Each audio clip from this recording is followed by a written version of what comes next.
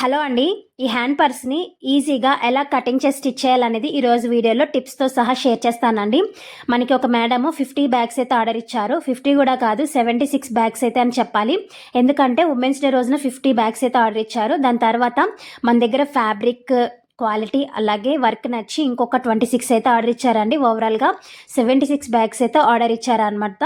So ఇవన్నీ కూడా కస్టమరే చూస్ చేసుకున్న కలర్స్ అండి. ఏ కస్టమర్కైనా సరే కలర్ చూస్ చేసుకునే ఆప్షన్ ఉంటుంది. అలాగే నాన్ విమెన్ వచ్చి నేను ఇక్కడ 90 GSM వాడాను. నేను ఎప్పుడు చెప్తూ ఉంటాను కదా, నాన్ విమెన్ అనేది ఓన్లీ GSMఏ చూడకండి, కలర్ మీద కూడా డిపెండ్ అయి ఉంటుంది. ఇప్పుడు నేను చూపిస్తున్నటువంటి కలర్లో మీరు 50 నుంచి ఇంకా పైన ఎంత GSM తీసుకున్నా కూడా అది పర్ఫెక్ట్ అండి. మీరు ఎన్నిసార్లు వాష్ చేసేసినా, వాషింగ్ మిషన్లో వేసినా కూడా అదేం పోదనమాట, అలానే ఉంటుంది. అండ్ ఇక్కడ నేను ఫ్యాబ్రిక్ గ్లామర్ వాడాను, గ్లామర్ కాటన్ అలాగే ఫియోనా 2 యూస్ చేశానండి. 2 క్లాత్స్ కూడా అసలు కలర్ పోవండి, ఎలా ఉంటే అలానే ఉంటాయి. ఇప్పుడు హ్యాండ్ పర్స్ ఎలా స్టిచ్ చేయాలని చూపిస్తాను. చిన్న చిన్న టిప్స్ తోటి చాలా బాగా యూజ్ అవుతాయి. లాస్ట్ వరకు చూడండి. ఇక్కడ నేను నాన్ విమెన్ చూపిస్తున్నాను చూడండి. పొడవు 12 తీసుకున్నాను, వెడల్పు 10 తీసుకున్నాను. ఓకేనా. ఫస్ట్ నాన్ విమెన్ కట్ చేయండి. తర్వాత ఫామ్ షీట్, ఇదే సైజులో ఫామ్ షీట్, అలాగే క్లాత్. ఫస్ట్ క్లాత్ పెట్టాను, రివర్స్లో పెట్టుకోవాలి క్లాత్. మధ్యలో ఫామ్ షీట్, పైన నాన్ వేవెన్ పెట్టి నాన్ వేవెన్ పైన స్టిచ్ చేస్తున్నాను. ఇలా ఎందుకనంటే చాలామంది కామెంట్ చేస్తున్నారు క్లాత్ జరిగిపోతుంది స్టిచ్ చేసేటప్పుడు అని చెప్పి. సో క్లాత్ ఎవరికైతే జరిగిపోతుందని అనుకుంటున్నారో అలాంటి వాళ్ళందరూ ఈ టిప్ అయితే ట్రై చేయండి. నాన్ వేవెన్ మీద స్టిచ్ చేయండి, క్లాత్ ఏ మాత్రము జరగదండి. ఈజీగా వస్తుంది మీకు స్టిచ్చింగ్ అనేది, అండ్ ఫినిషింగ్ కూడా చాలా బాగా వస్తుంది. ఇలా చుట్టూ స్టిచ్ చేసుకొని ఎక్స్ట్రాస్ కట్ చేసుకోండి.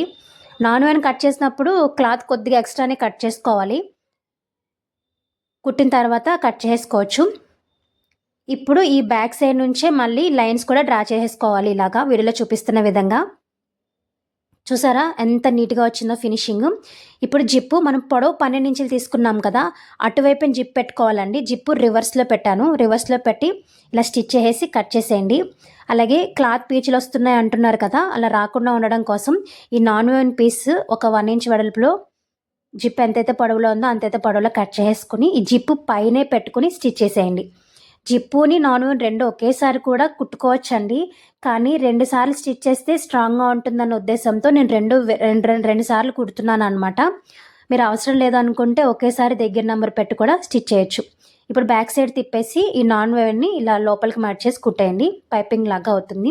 ఇప్పుడు క్లాత్ ఇంకా బయటకి ఏమాత్రం బయటకు రాదు. ఇప్పుడు ఈ జిప్ ఇలా ఓపెన్ చేసి రెండో సైడ్ కూడా అంతేనండి.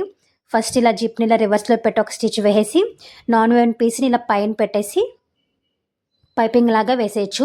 నాన్ వేవెన్ అనేది అసలు ఎలాంటి పీచు రాదు కాబట్టి నాన్ వేవెన్ మీకు అసలు ఇంత పీస్ కూడా వేస్ట్ అవ్వదండి. చిన్న పీస్ ఉన్నా కూడా మీరు చక్కగా యూజ్ చేసుకోవచ్చు. లైక్ కార్నర్స్లో కట్ చేస్తూ ఉంటాం కదా, కార్నర్స్లో వేసుకోవచ్చు, లేదంటే ఇలా పైపింగ్కి వాడేయచ్చు, ఎలా అయినా వాడేయచ్చు. ఇప్పుడు ఈ రెండింటిని ఇలా మధ్యకి తీసుకొచ్చి రన్నర్ ఎక్కించేయండి. రన్నర్ ఎప్పుడైనా 2 సార్లు ఎక్కించాలి, ఒకసారి ఎక్కించి తీసేసి మళ్ళీ ఎక్కించాలి, ఎందుకంటే 2 వైపులా క్లోజ్ ఉండాలి. ఇప్పుడు ఇలా రివర్స్ తిప్పేసుకోవాలి. రివర్స్ తిప్పేసుకున్న తర్వాత నేను ఇక్కడ బల్క్ ఆర్డర్ చేస్తున్నాను కాబట్టి ఆల్రెడీ నేను ఇలా నాడా స్టిచ్ చేసి పెట్టుకున్నానండి. మామూలుగా అయితే ఒక 10 ఇంచెస్ పొడవు ఉంటే చాలు, 10 to 12 అయితే కరెక్ట్గా సరిపోతుందండి. నేను ఇక్కడ 10 ఇంచెస్ తీసుకుని కట్ చేసుకున్నాను. ఇలా మనకి ప్యాంట్ బొందులు ఉంటాయి కదా, అంతలా ఉంటే చాలండి. దీన్ని ఏదో ఒక వైపున లోపల వైపుకి ఇలా పెట్టేసి అటు ఇటు కూడా స్టిచ్ చేసుకోవాలి. సమానంగా ఉండేలాగా చూసుకుని ఒక స్టిచ్ అయితే వేసుకోవాలి.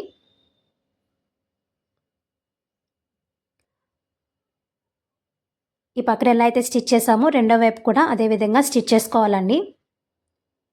అండ్ ఫ్యాబ్రిక్స్ కూడా మన దగ్గర అవైలబుల్గా ఉంటాయి.